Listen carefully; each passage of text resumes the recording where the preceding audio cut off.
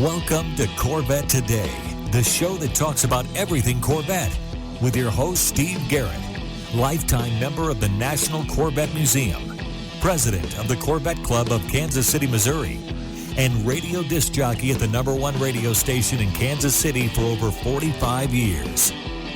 Here's Steve Garrett. Thanks for listening and watching Corvette Today, the show that talks about everything Corvette, and the only current podcast dedicated to Corvette. I'm your host, Steve Garrett. I appreciate you tuning in. Corvette Today is brought to you by Wheelcraft. Want to dress up your Corvette with bright chrome or black chrome wheels?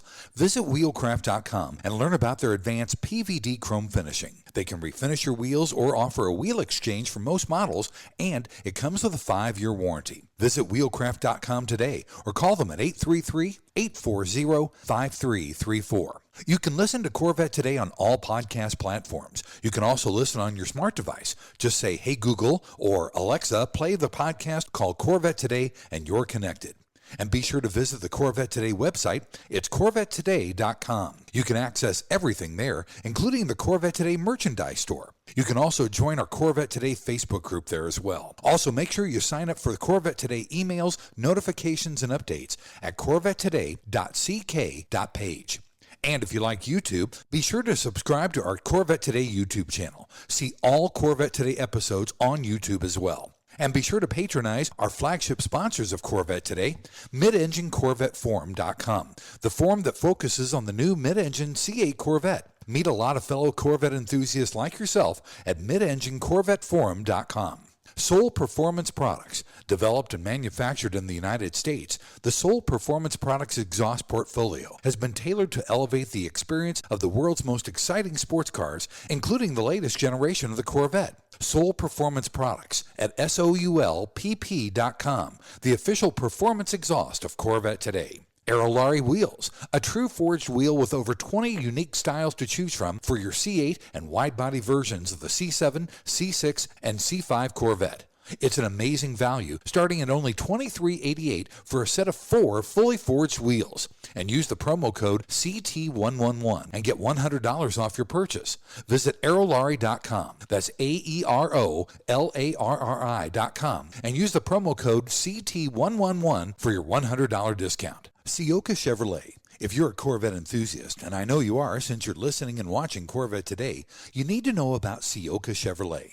They're based in Atlantic City, where you can find over 100 new and pre-owned Vettes on the lot and inbound. Ciocca also ships Corvettes all over the country, custom ordered to your specifications.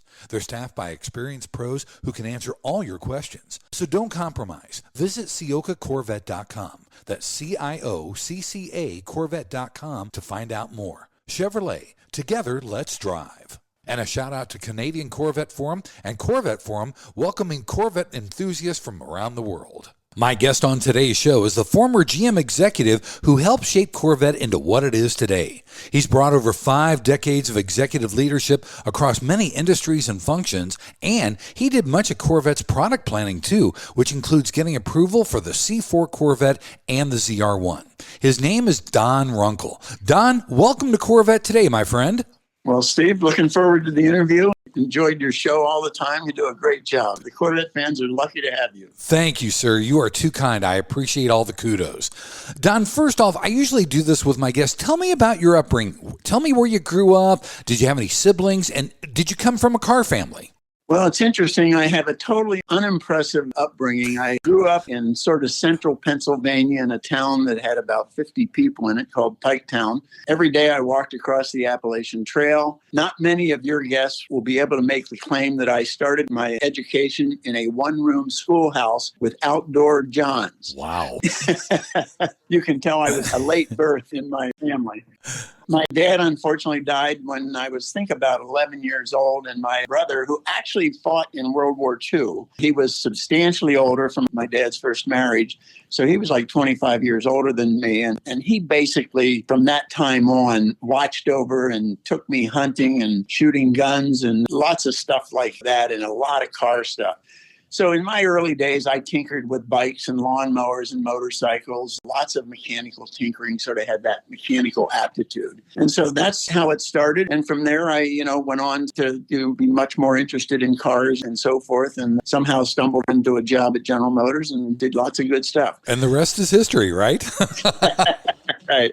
Don, tell me about the time when you figured out you were a real car person. I would say when my brother and he said, hey, let's build a hot rod. So we found a 29 Model A, which was in bushel baskets. Okay, we bought it for $25, put it in his pickup truck and brought it to the shop. And, I'm 12 years old or 11 years old. I used to ride my bike out to his garage, which was about a half-hour bike ride. And so we began to make it into a real hot rod. We Z'd the frame and put a suicide front end, a 32 grill, and put a Ford small block engine in it and 3 2-barrel Stromberg carburetors and all that good stuff. So that was sort of the car side of it. Then I bought a 33 Cabriolet and put a Hemi in it. When I turned 16, I bought a TR2 right-hand drive, I might add, sports car and drove it in college. Ooh. The only reason girls would go out with me in college was because when I drove it, all their girlfriends thought they were driving since mine was right-hand drive. So I thought it was me, but... That's awesome. So when did Corvettes come into your realm, and was Corvette always the car for you? I would say it came into me. I always admired it, but I had a TR2, then we had a Ford Hot Rod, then I had a 58 Volkswagen, which is what I had when I went off to the university. So then when I actually went into General Motors, which was December 16th, 1968, a century ago, that year I bought a 1970, a brand new Corvette. I remember Brands Hatch Green with saddle interior 327. Ooh. In a day when you got employee discounts there and you could actually sell it a year or two later and make a little money on it. Then 2 years later, after I was at GM, I ended up in the company car program. And so then I was out of vets for a while because I went into a different program there with them. But then I'd say when I ended up later on in Chevrolet planning, Corvette was one of my projects that I kept under my own tutelage instead of the rest of the Chevrolet product line. So it sort of entered the day where I could start to have some influence or some input into that. That sounds good. Now talk about your college career. Where did you go to school and what did you study? My family, none of them graduated from even high school. They were hourly people. My dad was a well driller. My mom was a seamstress. We had zero money. And so I didn't have any money and didn't know what college was until, frankly, around 11th grade, one of my teachers said, where are you going to college? I said, what's college? But anyway, since I had no money, he suggested, look at co-op schools. So there's only about 3 or 4 around the nation, and I looked at a few of them. And so one was in Philadelphia, Drexel University. And so I joined them. In a co-op school, 6 months of the year in general, you can have a real job. You're not waiting on tables. Nothing wrong with waiting on tables, but you had a real engineering-related job. I went into mechanical engineering, and you made damn good money. I could basically make the tuition with my 6 months there. Then you go back and go to school for 6 months. Takes you 5 years. My first job was at Kodak in Rochester, New York, and I was sort of a time studier, and I wrote a little program for them, a computer program that helped them estimate how long it takes to build film processing machines. The next year, I went to Ford in Dearborn, again in a computer science sort of department there. And nearby University of Michigan was there, so I went down just to see what that was all about. When I walked there, I said, wow, this is where I want to go to school. Big university. The difference between Drexel and University of Michigan is the books that we read in Drexel were written by the professors at Michigan. So, there you go. So anyway, then I transferred to Michigan that following year with a scholarship and got a BSME there. Then after joining GM there in 68, then I picked up a master's in mechanical engineering. A couple years later than that, when I was at Chevy Planning, GM sent me to MIT for an MBA on their Sloan Fellows program, which is a very special international class of just 53 students. And we did our MBA in 1 year. You stuff 2-year MBA into 1 year. Man. Steve, it changed my outlook on where I might go in my career. Up until then, I'm just working on stuff and getting along. But that changed my mind, so to speak. That's amazing. All right, so you worked for Kodak. You worked for Ford for a while. Tell me how you got your job at General Motors, Don.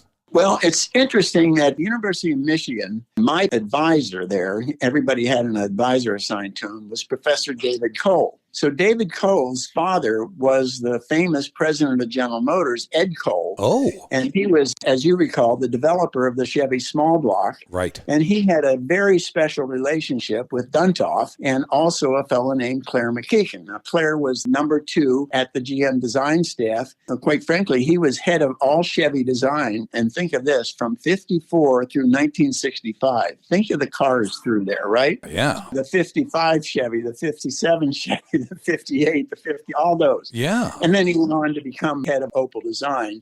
Well, I ended up getting married to his daughter. No kidding. She was an artist. She was at Michigan. That's where I met her. And that marriage lasted 20 years and 2 children's twins. But that's how I got in there was Dave Cole heard that near the end of my bachelor's program at Michigan, you're interviewing and so forth. Right. And he heard that I accepted a job at Standard Oil, California. Huh. Stupid me, I accepted it because it was the highest offer. And in those times, there was lots of jobs for people with bachelors from the University of Michigan. So he heard about this. He called me into his office and just raised hell. And he said, Runkle, you are a car guy. You're not an oil guy. So I want you to go talk to a up-and-comer at General Motors, a fellow named Lloyd Royce, who eventually became GM's president. And as you know, Mark Royce is the current president of General Motors, his son. Now, Mark was 5 years old. So Lloyd invited me over to his house, and Marcine, his wife, was there and really put the arm on me and convinced me to call up Standard Oil and say, I'm not coming. And I switched over and went to work at Chevrolet Engineering in December of 68. Wow. And I remember, I think Mark was 5 or 6 years old at the time. And I remember a couple of years later, his dad, Lloyd, says, Mark, what do you want to do when you grow up? He says, Dad, I want to have Mr. Runkle's job. That's a fantastic story, Don. That's great. I tell you what, buddy, let's take our first break. When we come back, in segment 2, we'll talk about your time at General Motors. All right. That's coming up next here on Corvette Today. We all know that wheels make the car. Wheelcraft's PVD chrome finish in bright chrome or black chrome will take your Corvette to new levels. And it comes with a 5-year warranty. Durability is a defining feature of the Wheelcraft finish. Their PVD chrome is superior to traditional chrome with a finish that is brake dust resistant and cleans effortlessly with soap and water. Wheelcraft offers factory wheel exchange for select C4 through C8 models, or they can apply the PVD finish to your current wheels. No matter what generation you own, Wheelcraft will transform the look of your Corvette. With every Corvette comes a unique story, and Wheelcraft has embraced this idea. When you purchase your new set of wheels, you receive a lifetime membership to the Wheelcraft Pit Crew, granting you access to your own page on Wheelcraft's website, where you can post pictures and tell your Corvette story. Visit our website at wheelcraft.com or call 833-639-4231. Arrive in style with Wheelcraft.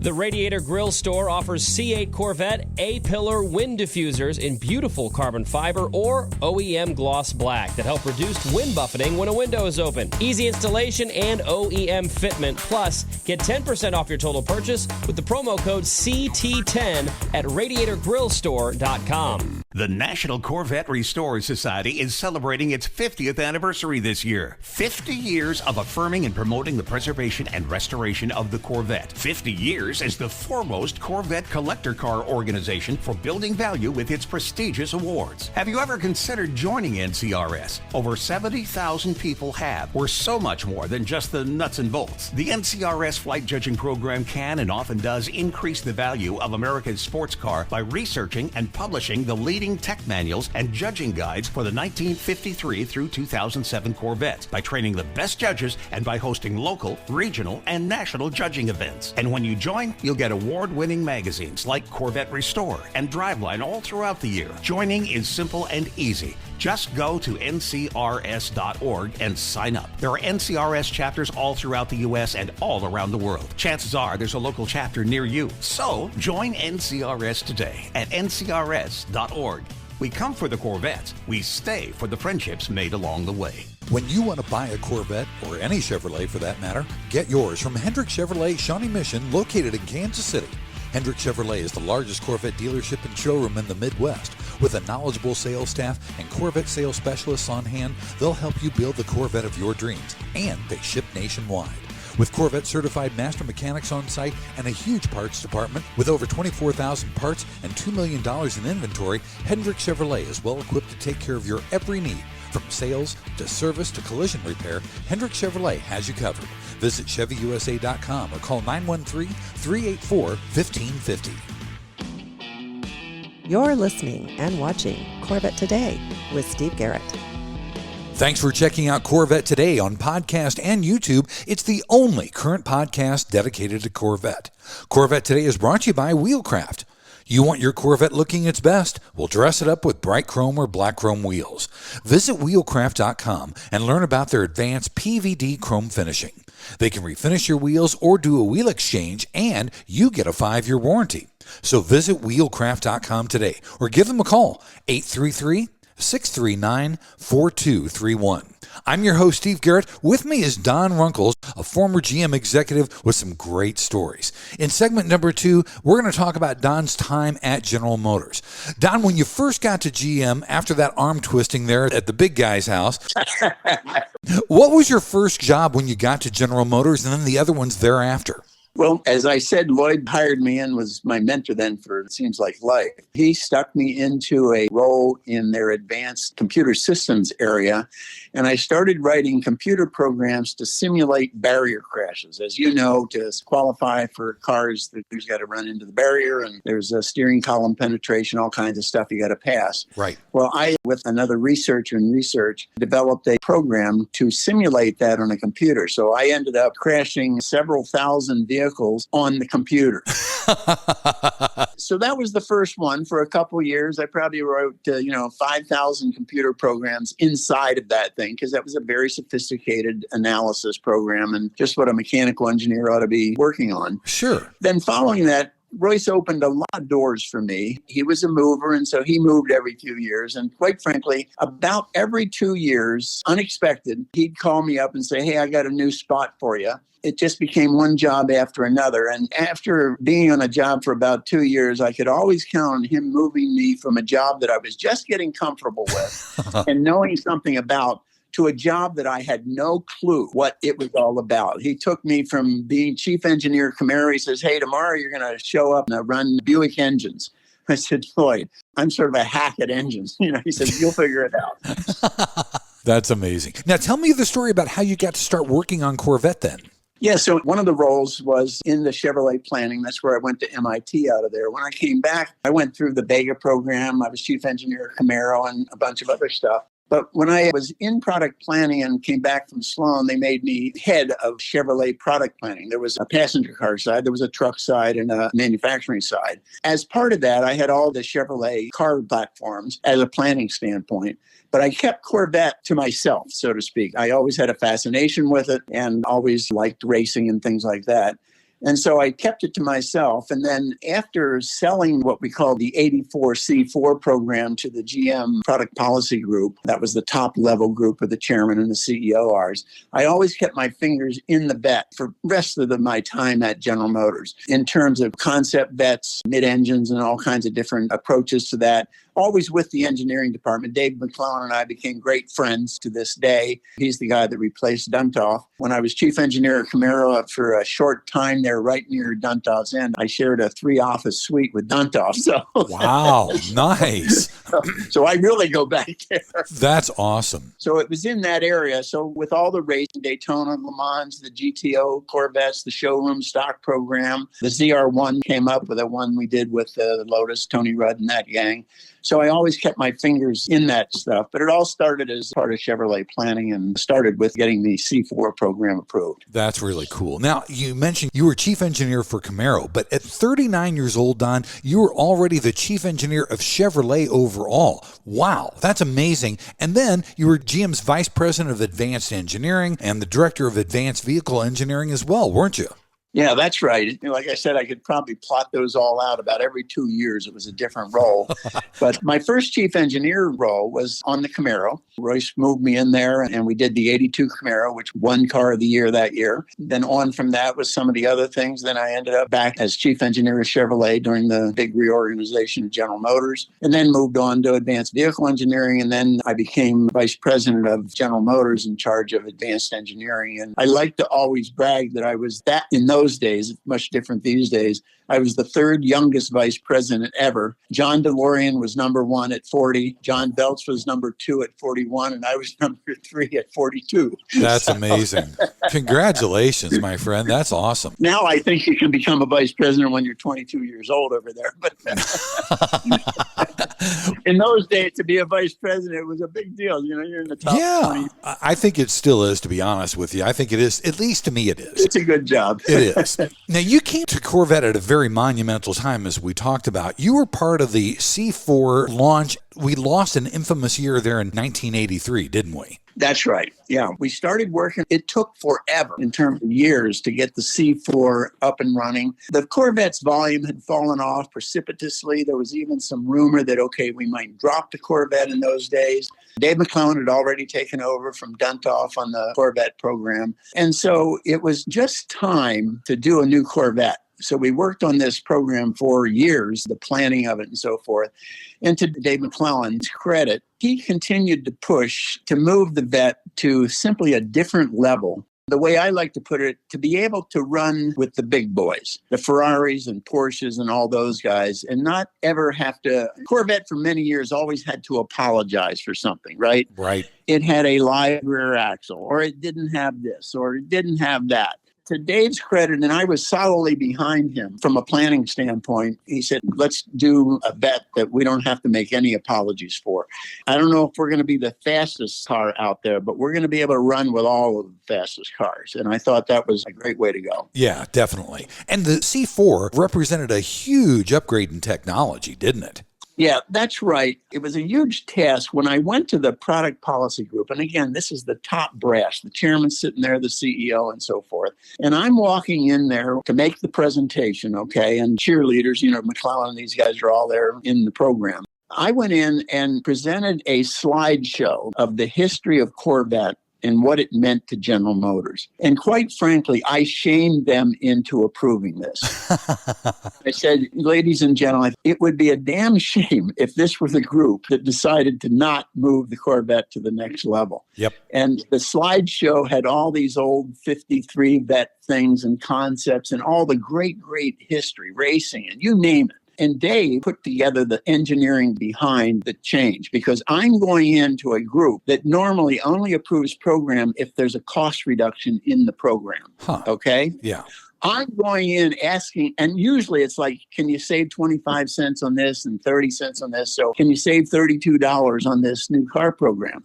I'm going in asking for like $1,000 cost increase, because we went with aluminum this and that, stiffened the body a lot, the aerodynamics in there, the concealed headlights, all the things that went into moving this Vette, because we wanted to move it to a different level in the market.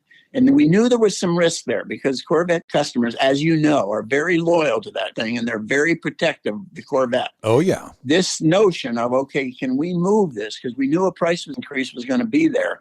But then we weren't going to make any apologies for this car out there. It was going to run with the big boys. That was the thing. So there was a lot of tap dancing on my part. And I came up with the idea. I said, let's reveal the history, because some of these people might not know it, but the key guys do. The chairman knows the history. The president knows the history. The head of engineering knows the history. We'll shame them into approving this thing. Hey, that worked, didn't it? It worked. Because about halfway through the pitch, I remember, I think it was Pete Essie says, Runkle, sit down. It's approved. That's awesome. That's another great story. But then we had to move. We had to skip the year because we were so far late in that there was no real sense to do an 83. We said, okay, don't fool around with an 83. It just will use up our resources and it doesn't matter. some cars, it's important to have model years. The Vette almost stands on its own. It's its own brand, so to speak. Definitely. That's an awesome story. Well, buddy, let's take our final break. When we get back, we're going to talk in segment 3 about the nuts and bolts of the C4 Corvette. That's coming up next with Don Runkle here on Corvette Today. Are you ready for a better insurance policy without the Corvette tax? With Agreed Value Protection, the value of your collector vehicle will never change. Plus, you'll save money. Get a quick quote at ncminsurance.com. Hey, honey, are you awake? I am now. I can't sleep. Since turning 50, I keep dreaming of a red door and a blue door, somehow knowing there are only choices for retirement. Okay. Through the red door, we outlive our money. We have to rely on our kids. We're stuck on a fixed income. It's terrifying. Yeah, that would suck. But through the blue door, our money outlives us. We retire on our terms. Our kids stay our kids, not our caretakers. We make work optional. Yes, that's much better. That's what I want too. But what do we do? We call True Wealth & Company at 913-653-8783. They specialize in helping successful people make work optional. They're our fiduciary Blue Door personal wealth managers. Hey, where are you going? It's 3 a.m. I can't sleep. I'm going to check out True Wealth & Company online at retirewithtrue.com. That Blue Door is going to be our retirement. 913-653-8783. Visit us online at retirewithtrue.com. Investment advice offered through True Wealth & Company, LLC, a registered investment advisor in the state of Kansas. VetFinders.com is the Internet's original Corvette classified ads website, with classified ads starting at just $25. And every ad runs until your Corvette is sold. If you're in the market for a Corvette, VetFinders.com has over 500 Corvettes for sale from all around the USA and Canada and covering all 8 generations. Visit VetFinders.com, the Internet's destination for buying and selling Corvettes. That's VETTE Finders.com. This is the Corvette Today podcast with Steve Garrett. Thanks once again for listening and watching Corvette Today, the show that talks about everything Corvette. Corvette Today is brought to you by Wheelcraft. You want your Corvette looking its best, right? Well, dress it up with bright chrome or black chrome wheels. Visit wheelcraft.com and learn about their advanced PVD chrome finishing. They can refinish your wheels or do a wheel exchange, and you get a 5-year warranty too. Visit wheelcraft.com today or give them a call, 833-639-4231. I'm your host, Steve Garrett. With me is Don Runkle. We are talking about the C4 Corvette. In this final segment, we're going to talk more about that. Don, outline for me all the advances that the C4 generation brought to Corvette. Well, I could not possibly outline all of them, but with McClellan's expertise and one of the terrific engineers, it couldn't have been a better choice after Duntov to head up the Corvette program. There was an advanced IRS system that was put in there. Obviously did all the forged aluminum suspension components in the front, SLA front suspension and so forth. A thing that I hated was the skip shift on the car. If you'll remember, we went from first gear to fourth gear. Right. Unless you cut that little wire that we displayed underneath the console that says "do not cut." So the skip shift was there basically to beat the EPA's gas guzzler stuff. Dave and his gang came up with that. Russ G did a crossfire. I said, Russ, are you sure you want to call this crossfire? But anyway, crossfire injection, tuned intake engine. So it was a good innovation. It fit the character of the car, low profile and so forth.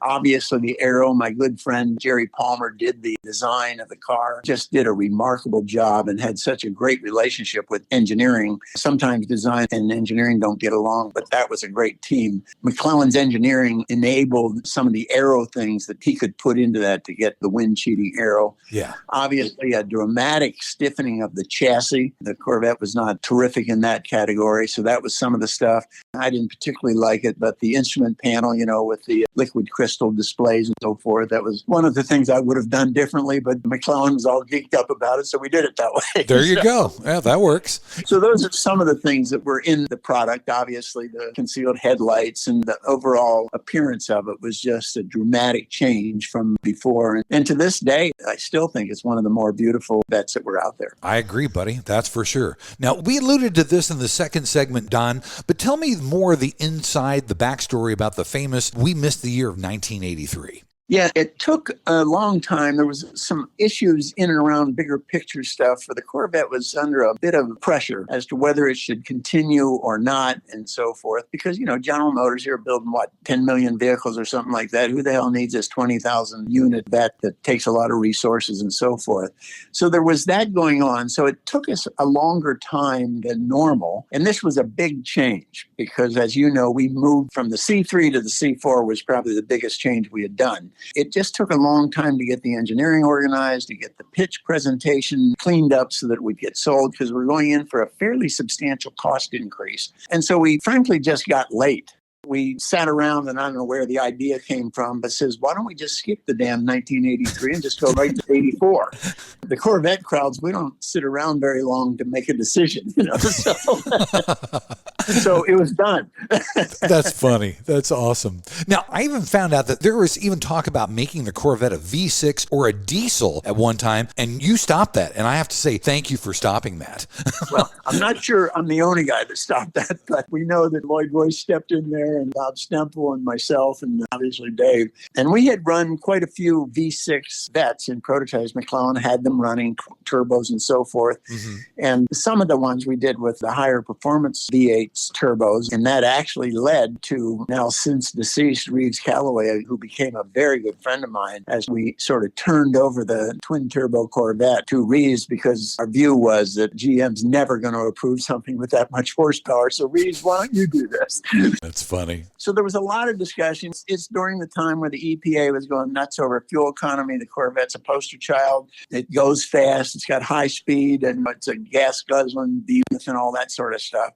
And so there was the discussion of V6. I'm not negative on diesels, but there was a discussion there by Howard Carroll. Why don't we put a diesel engine in it? And as you know, the performance of all of those kinds of cars fell off dramatically in and around those time periods. Right. So anyway, we just banded together as a like-minded Corvette passion people and just willed the V8 to stay in the program, and the V6 and the diesels never made it. There you go. Thank goodness. Now, after General Motors and Corvette, Don, you went on to be like vice chairman of Delphi and the CEO of Eco Motors International. Wow. Yeah, it was very interesting. I was chief engineer when I went into being vice president of engineering. And then I went over to Delphi, and I think Jack Smith at the time says, Runkle, enough all this engineering stuff you're doing. You need to learn how to become a businessman. He said, there's a couple spots that could be doing. He says, you could take my job, except I have my job, so you can't have that one. And he said, but over in the parts department, which is the steering guys, chassis, and that huge organization that did the parts for General Motors, which became Delphi, he said, we can make you president of one of those 15 divisions, and you wouldn't even have to move. So how about that? He says, you won't be there long. You'll be over there for a couple of years, but it'll teach you because a division of Delphi had everything: public relations, engineering, manufacturing, finance, everything but treasury. So you learned all the things about that. And I remember my first day up at Saginaw, I'm driving up to Saginaw as president of Saginaw. Okay, my first day. So I called up Roger Penske and I says, I have no clue what to do as a businessman. And Roger says, turn around. I'll come down and give you a 2-hour teach on it. That's awesome. Wow. But anyway, so I went over there. Then we ended up getting in our heads at Delphi that we should take Delphi out of General Motors because we were selling all the GM parts, but only a few car companies. Chrysler would buy parts from Delphi, but Ford wouldn't. They said, look, we just give you guys money to buy steering gear, and then you give the money to General Motors, and they come out and beat us up on trucks. So they wouldn't. But we said, okay, we're good. We know how to do all this technical stuff because I'd say 70% of the intellectual property in General Motors was in Delphi. It's steering and chassis and all that sort of stuff. Right. Because car companies basically stamp metals, make engines, and assemble. Yeah. And the rest of the parts come from suppliers. So anyway, we spun that off. I helped spin that off with the CEO at the time, the president, Battenberg. And I remember one day that they called me up and say, hey, we want to offer you a job back here at General Motors as president of Saab.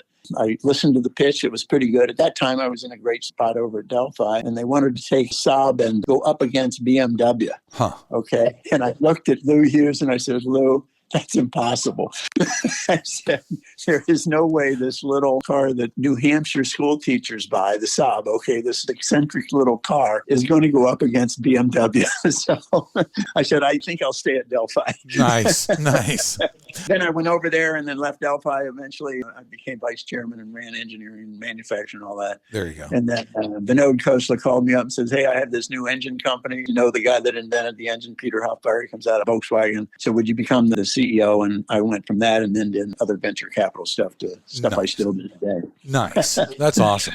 Now, buddy, we talked about this a little bit earlier, and you alluded to Zora, but you were involved with Zora and some of the really cool experimental projects called CERV, C-E-R-V. Talk about that program, because those cars were just fantastic. Yeah, as always being an admirer of Duntov, I only interacted with him for a very short time near the end of his career, just as I was getting started on the Camaro side. But I always admired him, obviously. I have a ton of Zora stories. We'll skip those right now. He did the CERV 1, the Corvette Experimental Research Vehicle 1 and 2. These were open wheels. He meant them as race cars and so forth.